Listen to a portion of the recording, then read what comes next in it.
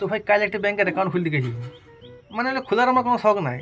তো এই হিটলার মাথা খারাপ করে দিয়েছে, মানে খাইতে শুইতে বসতে হাইতে ঘুমাইতে মানে সবসময় একটাই কথা, এই বড় হলি মানে বিয়া শাদি করবি, বন্ধুদের সঙ্গে টাকা গেলা না ওড়ায়, দু পয়সা ব্যাংক করতে রাখতে পারিস, পরে তোদের তো কাজে লাগবে। ভাই এই ব্যাংকে না অ্যাকাউন্ট খুললে হিটলার আমাকে বাঁচতে দেবে না। তো ভাই 2 মাস ধরে হিটলারের এই কেসে তুই বাজছি, আরে পয়সা তো আমার কাছে নাই।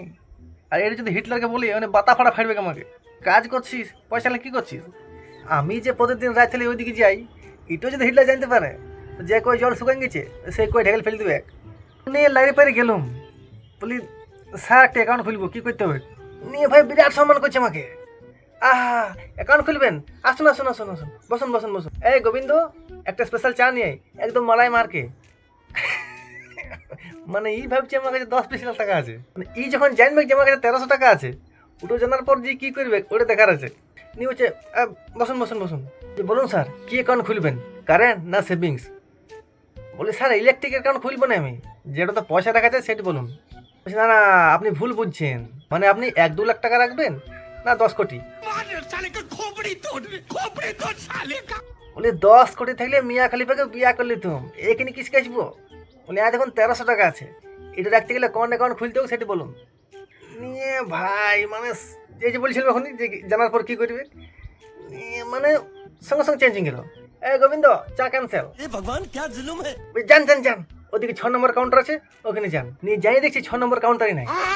নিয়ে আবার গেলাম, স্যার 6 নম্বর কাউন্টারটা কোন দিকে? ওইদিকে মেন গেটটা আছেন, ওটা দিয়ে সোজা চলে যান, ডান দিকে বাস স্ট্যান্ড। বলে স্যার এরকম করবেন নাই, আমাকে একটা অ্যাকাউন্ট খুলে দিতেই হবে, নাই হিটলার ঘরে যাই মাথা ফাড়া ফাড়বে। বলছে আচ্ছা ঠিক আছে ঠিক আছে, দেখি আধার কার্ড ভোটার কার্ড কী আনছেন দেখি। নি ভাই দিলুম। আপনার বাবারটা কই?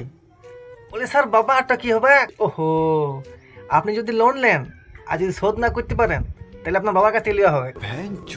বলি স্যার বাপে লোন নিলে বেটাই শোধ করে, এটা শুনেছি। আরে বেটাই লোন নিলে বাপে শোধ করবে, এটা কখন থেকে চালু হইলো? বলছে এখন থেকে। তারপর দেখি বলছে এ বাবা জমির কাগজ কই? বলে স্যার 1300 টাকা রাখতে গেলে জমির কাগজ নিয়ে কী করবেন? বলছে না না, বলছে আপনি লোন নেওয়ার পর আপনার বাবা যদি অ্যাকাউন্টে টাকা না থাকে তখন আমার জমি কবজা করবো। ভগবান ক্যা জুলুম হ্যায়। বলি এবারে ঘর বাড়িটাও নিলেন?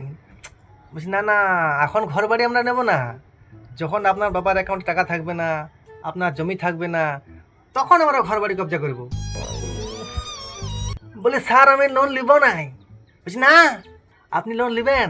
বলি স্যার হিটলার দেবী আমি কোনদিন লোন নেবো নাই। বলছি না, আমরা আপনাকে লোন নিতে বাধ্য করব, আর আপনি যদি তাতেও না লোন নেন তাহলে আমার মেয়ের সঙ্গে আপনার বিয়া দিন দেবো। হ্যাঁ, এতক্ষণে আপনি ঠিক কথা বলেছেন।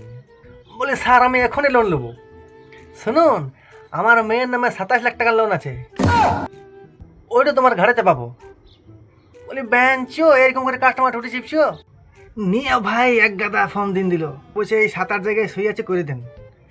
আমি বলি স্যার 1300 টাকা রাখতে গেলে 7-8 জায়গায় সই করবো কিসকে? বলছি না না, এটা সই মানে আপনার টাকার উপর আমাদের পূর্ণ অধিকার আছে।